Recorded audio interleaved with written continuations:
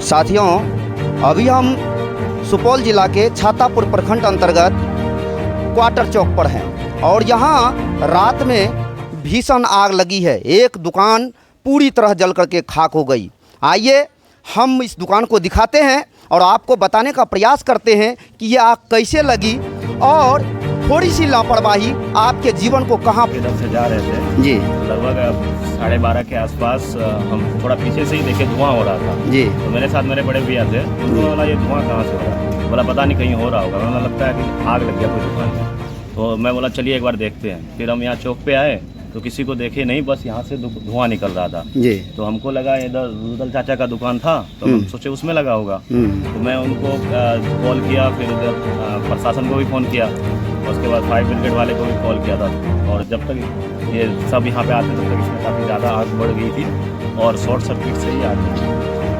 आप ये कंफर्म हो गए शॉर्ट सर्किट से ही आग लगी? क्योंकि ये वाला तार जो केबल मेरे सामने ही गिरा था और ये यहाँ से निकली हुई थी। जी जी जी। जब मैं यहाँ खड़ा होकर जब मैं इधर की तरफ जा रहे थे रुदल चाचा को बुलाने के लिए, जी जी। तो जैसे मैं बाइक इधर घुमाया था तभी ये तार यहाँ से गिर के और इधर की तरफ गया, उसी से आग लगी थी। और कोई यहाँ पे कोई आदमी भी नहीं था ना कुछ। क्या नाम है? मेरा आशीष कुमार मिश्रा। पहुंचा सकती है, ये आप इस दुकान को देखने से महसूस कर सकते हैं। तो आइए सबसे पहले हम रूबरू कराते हैं उस व्यक्ति से जिसकी दुकान में आग लगी है और कौन सी ऐसी लापरवाही हो गई जिसके कारण उसका दुकान जल करके खाक हो गया। आइए उनसे जानने का प्रयास करते हैं।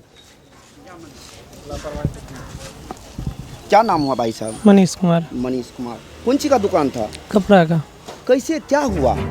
वो कुछ पता नहीं है। 9 साढ़े 9 बजे हम दुकान बंद करके घर गए। 12 साढ़े 12 बजे फ़ोन आया किसी के माध्यम से दुकान में आग लगा हुआ है। 12 बजे रात में? जी। किसके द्वारा खबर मिली? यहाँ के कुछ ग्रामीण के द्वारा खबर मिला कि आग लगा हुआ है दुकान। फिर उसके बाद क्या तत्परता दिखाया आपने? तो उसके बाद फायर ब्रिगेड सब आया, आग बुताया गया लेकिन जल गया नहीं। कुछ भी शेष नहीं बचा? नहीं, कुछ नहीं। कितना पैसा था दुकान में? दुकान में पैसा था लगभग 50,000 करीबन और बाकी सामान था। और बाकी सारा सामान? एक आकलन क्षति कितना का हुआ है? 15 लाख का करीबन। 2 दुकान मिला के हैं। दोनों कपड़ा का ही दुकान? हाँ, दोनों दुकान 2 भाई का। आइए हम आपको दुकान दिखाते हैं। लगभग 15 लाख का क्षति हुआ इस दुकान में और आप दुकान को देखते ही महसूस कर लेंगे कि वास्तव में 15 लाख की क्षति हुई है। कारण यह है इस चौक का कपड़े का सबसे बड़ा दुकान था, सबसे बड़ा व्यवसायी था। आइए दिखाते हैं दुकान को, देख लीजिए। यही वो दुकान है, इसमें 2 दुकान था और दोनों दुकान मिला करके लगभग 15 लाख की क्षति बचाई जा रही है। लगभग जो है इसमें केस 50,000 मौजूद था। इतना तक कि जितना भी लेखा जोखा था रजिस्टर में, लोगों पर जो उधारी थी वो सारा जो है लेखा जोखा जल करके इस दुकान में खाक हो गई। आप इस दुकान के वस्तु स्थिति से अंदाजा लगा सकते हैं। देख लीजिए कितनी साड़ियां हैं, कितने कपड़े हैं, वो सारा कपड़ा जल करके खाक हो गया, कुछ भी शेष नहीं बचा। ये बात है लगभग 12 से 1 बजे रात की। और रात में जैसे आग लगी कुछ लोगों को जो है इसका अनुभव हुआ और फिर वो आया तो देखा आग लगी हुई है, जिसके कारण आनंद फानंद में दुकानदार को फ़ोन किया जाता है। फ़ोन के माध्यम से वो आते हैं, जब तक आते हैं तब तक ऐसा महसूस करता है घंटों आग लगी हो चुकी थी, जिसके कारण जो कहता है कि पूरा शटर जो है लाल हो चुका था और आनन फानन में लॉक को तोड़ा गया। लेकिन भाई शटर कैसे अलगाता? किसी ढट्ठे बांस बल्ली के सहारे से शटर को अलगाया और अलगाने के बाद दमकल विभाग भी जो है तुरंत एक्शन में आई और उन्होंने जो आग पर काबू पाया। लेकिन भाई आग पर काबू पाने से होगा क्या? क्योंकि दुकान में एक भी वस्तु बचा हुआ रखा हुआ शेष नहीं बचा, सारी वस्तुएं जल करके खाक हो गई।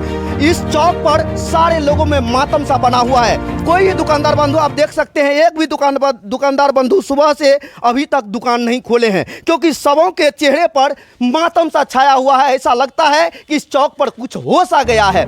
आप इस बात से अंदाजा लगा सकते हैं। हम यही कहेंगे प्रशासन विभाग से कि अविलंब जो है इस पर तत्क्षण कार्रवाई लेकर के इसके मुआवजा का आकलन करके इसको आगे बढ़ाया जाए, जिससे इस दुकानदार बंधु को कुछ ना कुछ जो है लाभ मिल सके। आप देख सकते हैं खैर जितना क्षति हुआ उतना तो नहीं दे पाएंगे, लेकिन जहां तक संभव हो हम मंत्री साहब से भी निवेदन करेंगे कि आकर के तत्क्षण जो है इसको कुछ ना कुछ जो है दिल को दिलासा दिलाने का प्रयास किया जाए और क्षेत्र के जितने भी उम्मीदवार बंधु हैं उन सबों से निवेदन करेंगे कम से कम इसको ढाढ़स बंधाया जाए, क्योंकि दिल पर जो गुजर रहा है जिसका दुकान था उसके अलावा कोई नहीं इस बात को समझ सकता है। आप देख लीजिए इस दुकान में तो कुछ शेष बचा ही नहीं, सारा का सारा जल करके खाक हो गया। अभी अभी जो है आग जल ही रही थी, उस पर जो है कुछ भाई बंधु जो है पानी डाला के द्वारा जो है पानी डाला जा रहा था। आप देख सकते हैं ये दोनों दुकान, साइड में एक दुकान, ये दुकान, दोनों मिलाकर के मतलब कुल बराबर हो चुका है। आग ने इतना आगोश में लिया कि कुछ भी शेष नहीं छोड़ा। आइए कुछ बंधु से जानने का प्रयास करते। कोई दुकानदार बंधु है यहाँ का क्या?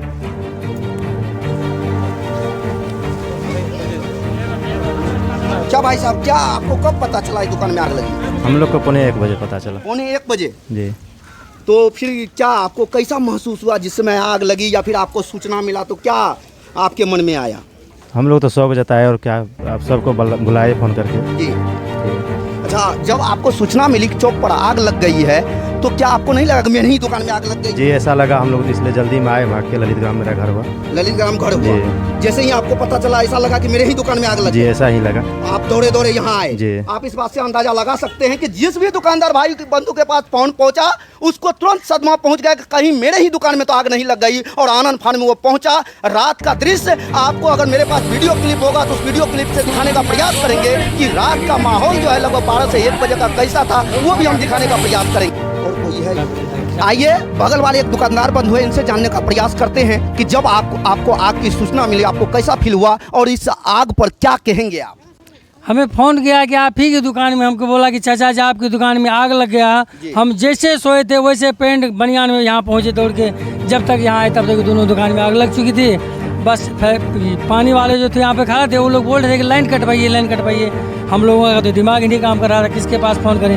तब एक आदमी बगल के ही भाई है परवेज जी, उनके पास गए और उसे फ़ोन करवा के लाइन कटवाए, तब यहाँ जो है पानी जो मारा गया तब कंट्रोल में हुआ। आप समझ सकते हैं, दूसरे दुकानदार बंधु से सुना रहे थे कि जैसे ही सूचना मिली कैसा दिल पर गुजरा। आइए एक समाज से मौजूद है, इनसे जानने का प्रयास करते हैं। सर पहले अपना इंट्रोडक्शन दे दिया जाए। सर मेरा नाम है जयप्रकाश पासवान, हम इसी पंचायत के हैं और हम समाज सेवी हैं। हम हमेशा सक्रिय रहते हैं क्षेत्र में। आग लगी की सूचना मुझे मिली सुबह में, जैसे ही सूचना मिली यहाँ पर आए, लेकिन हमको आने से क्या होगा, क्षति तो रात में ही हो चुका था, आग तो रात में ही लग चुका था। तो अब इनके साथ हम लोग इनके साथ खड़े हैं कदम से कदम मिला करके, और हम बिहार सरकार से आग्रह करना चाहते हैं आपके माध्यम से, आपके सोशल मीडिया के माध्यम से, जो आपका जो राहत है वो राहत सिर्फ 12,000 रुपया मिलता है। इनके दुकान का क्षति है कम से कम 15 लाख रुपया से अधिक। तो हम चाहेंगे कि बिहार सरकार का जो आपदा कोष है उसमें से इनको अतिरिक्त राशि दिया जाए, ताकि इनके दुकान में जो नुकसान हुआ है, जो जल करके खाक हो गया है, 2 परिवार का जो बिजनेस आशियाना था वो ख़त्म हो गया है, वो कम से कम फिर से इनका बस जाए। और प्रधानमंत्री राहत कोष या मुख्यमंत्री राहत कोष का राशि मैं जिला पदाधिकारी महोदय सुपौल से कहूँगा कि मुख्यमंत्री राहत कोष से इनको पैसा दिया जाए ताकि इनका भरपाई हो सके। अच्छा, अभी जो है आप समाज सेवी होने के नाते कहाँ इन्फॉर्मेशन दिए हैं कि इनकी दुकान में आग लग गई, इनको जो राहत पहुँचाया जाए? जी, हमारे पंचायत के माननीय मुखिया जी भी आए थे, वो भी देख करके गए, उनके समक्ष बातचीत हुई, हमने आवेदन भी लिखा इनके लिए, थाना भी हम गए, थाना में भी हम सूचना दिए, तब तक ये लोग बाद में पहुँचे, हम पहले गए थे।